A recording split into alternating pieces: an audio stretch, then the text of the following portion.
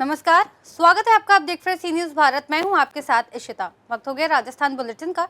इस बुलेटिन में बात होगी भरतपुर की, जहां 2 ठग गिरफ्तार हुए।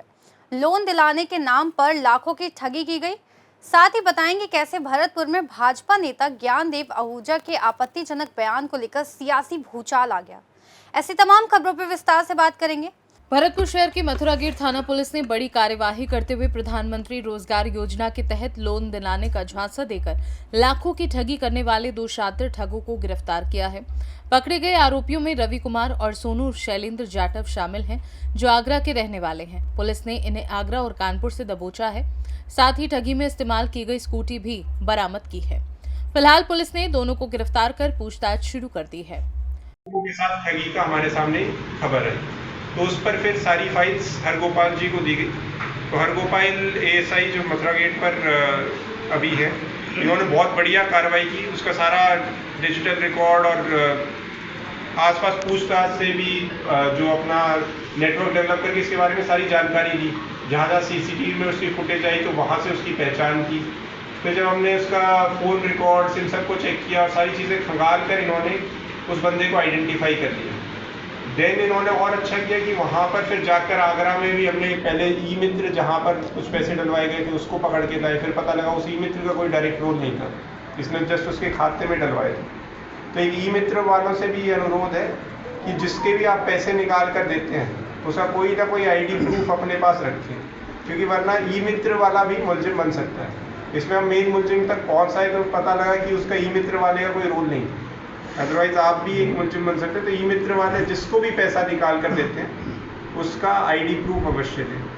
फिर पता लगा उस ई मित्र का नहीं है, देन आसपास के लोगों से पता किया। फिर हमारे पास उसका कुछ मोबाइल रिकॉर्ड आया, उन सब से हमने पता करके मेन मुलजिम तक पहुँचे। उसको मैनपुरी से गिरफ्तार किया, साथ ही उसके साथी को कानपुर से गिरफ्तार किया। तो इस तरीके से ओवरऑल बहुत बढ़िया कार्रवाई की गई।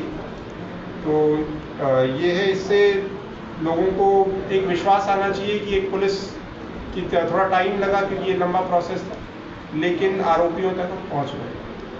तो इससे यही है कि लोग इस झूठे लोन वगैरह के में ना झांसे में ना फंसे और पुलिस को तुरंत की तुरंत रिपोर्ट करें जहाँ भी आपके साथ ऐसा है। लगभग कितने की ठगी कर चुका है?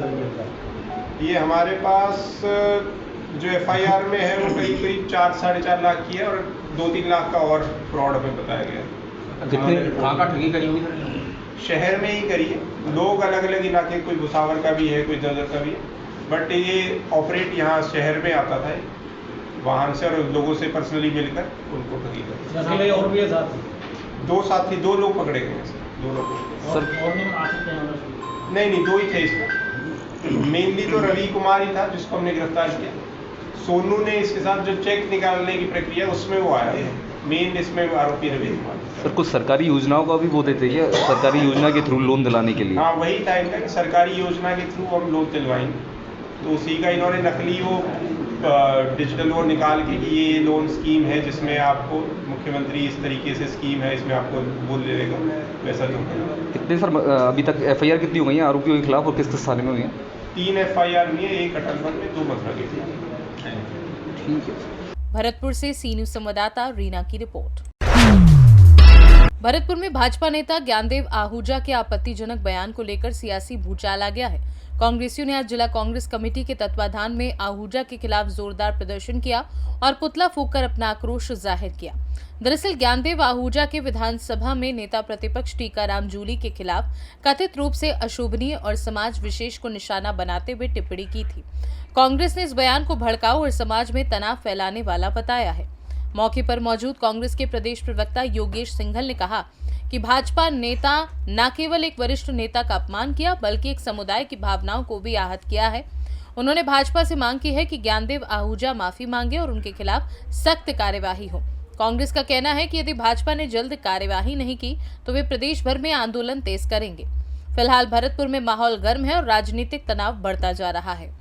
भरतपुर से सी न्यूज़ संवाददाता रीना की रिपोर्ट। इस बुलेटिन में फिलहाल इतना ही। देश और दुनिया की तमाम बड़ी खबरों के लिए देखते रहिए सी न्यूज़ भारत।